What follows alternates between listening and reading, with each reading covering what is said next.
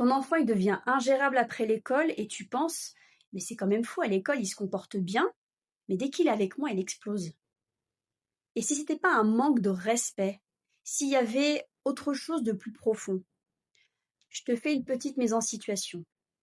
Tu récupères ton enfant à la sortie de l'école, tout va bien, tu n'as eu aucune remarque de la maîtresse, et là, tu sais pas pourquoi ni comment, quelques minutes, même quelques secondes après, ton enfant il s'arrête en plein milieu du chemin, il bloque, il s'oppose à tout ce que tu lui dis, il se met même à crier, à pleurer. Je te rassure, c'est pas parce qu'il veut te provoquer. Il n'est pas en train de te tester, il n'est pas en train de faire un caprice, ça n'a rien à voir. Il faut essayer quand même d'imaginer ce qu'est une journée d'un enfant à l'école alors qu'il a entre 3 et 6 ans. Il fait du 8h-18h. C'est long, c'est difficile. Même nous, je suis pas sûre qu'on serait capable de tenir, quoi. Il doit écouter, rester assis et concentré, gérer le bruit autour de lui, respecter les règles, en gros, se contenir, et c'est impossible. On va se dire les choses à cet âge-là. Ce qui fait que lorsqu'il retrouve son repère humain, son humain préféré, c'est-à-dire vous, tout sort. Tout ce qu'il a gardé, il évacue. Le fameux trop-plein.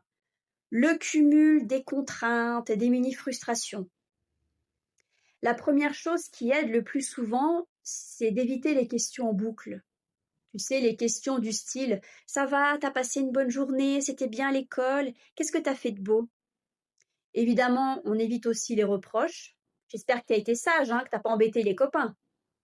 En fait, tout ça, c'est trop de stimulation. Imaginez-vous à sa place quand vous êtes au travail.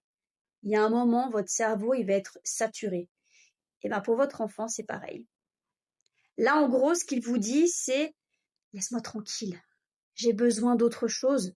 Au lieu de le harceler, alors je sais, le mot il est fort, essayez juste d'être présent, tout simplement.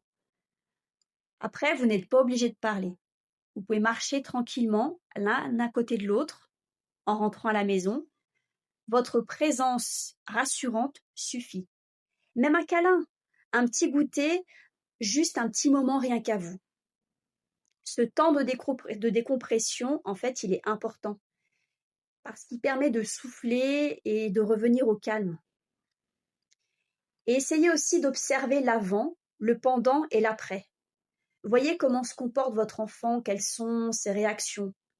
Ça va vous permettre de revoir votre vision. Vous allez mettre d'autres mots que il me manipule. Non, il déborde émotionnellement. Quand on laisse à l'enfant ce temps pour souffler, pour faire redescendre ses émotions, les tensions, elles diminuent automatiquement. C'est pas magique, c'est neurologique. Votre enfant, il se sent en sécurité. Si en ce moment, tu te sens complètement dépassé par les réactions de ton enfant, je t'invite à enregistrer ce réel pour les retours d'école difficiles, et pas que, et à suivre mon compte. Tu y trouveras plein de conseils parce que vraiment mon but, c'est d'aider les parents à mieux comprendre ce qui se passe derrière les comportements de leur enfant pour avoir une parentalité beaucoup plus consciente et surtout plus apaisée. Et évidemment, je pars de mon expérience d'ADSEM.